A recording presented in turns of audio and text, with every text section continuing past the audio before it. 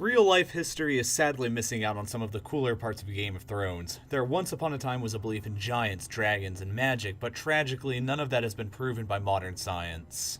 Thankfully, in real life and history, we've never had to deal with frozen ice zombies before. I don't really think that our medieval ancestors would have possibly been able to stop them without dragons, or at least without Jon Snow being real. But what real history has had to some extent is the rest of the story behind Game of Thrones. In this video, I'm going to be explaining some of the real-life bases and stories that inspired Game of Thrones. That means that certain characters and locations from the books and show may have not only one historical inspiration, but possibly several.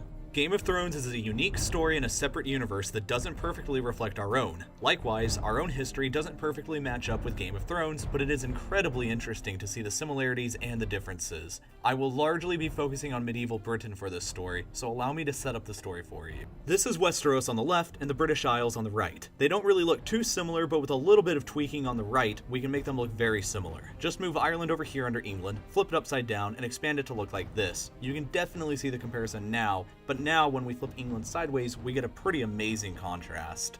Keeping in mind that in Westeros across the Narrow Sea we have another continent called Essos, and in the real world we have another continent across the English Channel called Europe, let's analyze how similar the history is in Britain to the history of Westeros. In around 1200 BCE we have these guys called the Celts who started to arrive in Britain. They had some space age technology that the small tribes of the islands didn't have, called iron weapons, like spears and swords. The Celts gradually settle all of the islands until this guy called Julius Caesar invades Britain in 55 BCE. They left with some money, but a guy named Caligula decided he wanted to actually conquer the land, so he assembled an army of 200,000 Romans to do exactly that in 40 CE. But when they got to the beach in Europe, he got bored of that and ordered his soldiers to just collect seashells for him instead. And that's not a joke, by the way. Caligula really was that crazy. Anyway, the Romans actually invaded the land in 43 CE and started to conquer the Celtic tribes. They expanded their border all the way up to here, where they decided to build a wall that would stretch across the whole landmass from sea to sea. The wall was built to keep the savage northern tribes like the Picts and the Caledonians out, and low-ranking Roman men who served at the wall were forbidden to marry and often served for their entire lives there. Men from all over the empire would come to the wall to defend the edge of the known world against the northern barbarians. Does any of this sound familiar yet?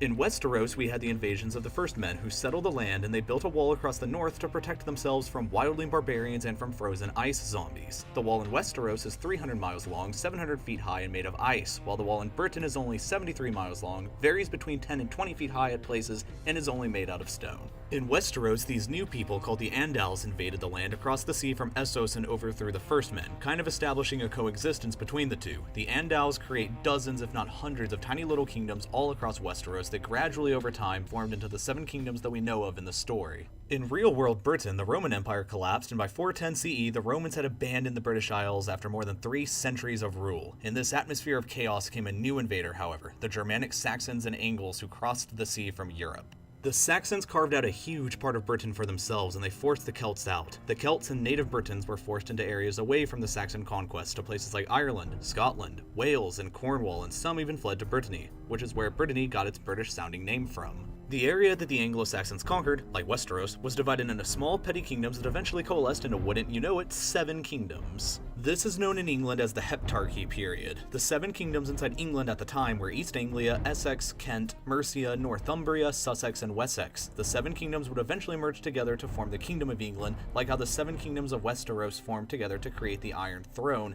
but we're not there yet. First, we need our healthy dose of Vikings to throw into the mix. Vikings started to make raids into Britain starting in the year 789. They're pretty similar to the Ironborn inside Westeros, so let's stick to this analogy for now. The Vikings raid and pillage all across the British Isles for centuries and even conquered the city of York, which was the 2nd biggest city in England at the time. In 954, the last Viking king of York, who had the greatest name you've ever heard of, Eric Bloodaxe, was driven out of the city by the Saxons. The Vikings continued to raid all around England and even briefly ruled the entire kingdom for about 20 years, but the last raid finally came in 1066. This is a really interesting year because 3 men all decided to claim the English throne. Harold Godwinson was the Anglo-Saxon king of England that year, but another Harold named Harold Hardrada thought that he should be the king too. Other Harold was Norse though, and came with his scary Viking army to enforce his claims on the throne. Homeboy was such a hard ass, his name Hardrada means hard ruler. But Godwinson wasn't no bitch and defeated him and crushed his army at the Battle of Stamford Bridge. Now normally that would be enough to secure victory, but at the same time, William the Bastard arrived from across the channel with his own army ready to conquer England. William is most similar to Aegon the Conqueror from A Song of Ice and Fire. Aegon sailed from across the Narrow Sea with his army and 3 dragons, where he conquered all of the 7 kingdoms of Westeros. Well, except for Dorne, but even Dorne gets secured by diplomacy later on. Aegon established the Targaryen dynasty in Westeros, who ruled the throne all the way until Robert's rebellion overthrew the last one, the Mad King Aerys II Targaryen. Back in real life, William the Bastard had no dragons, but he certainly did have an army. He landed in England, and Harold Godwinson had just defeated the false king Hadrada in the north, probably after saying something like, "You gotta be fucking kidding." Godwinson immediately turned his army around and marched 241 miles south to face William. When he got there, though, William shattered his army, and it's rumored that Harold was killed by William himself and 3 other knights on the battlefield. William the Bastard was crowned king the same year and became known as William the Conqueror afterwards. After Aegon conquered Westeros, his descendants would rule for nearly 300 years before being overthrown by Robert Baratheon. The descendants of William in England have been shaky at times, but they have mostly ruled the kingdom since 1066.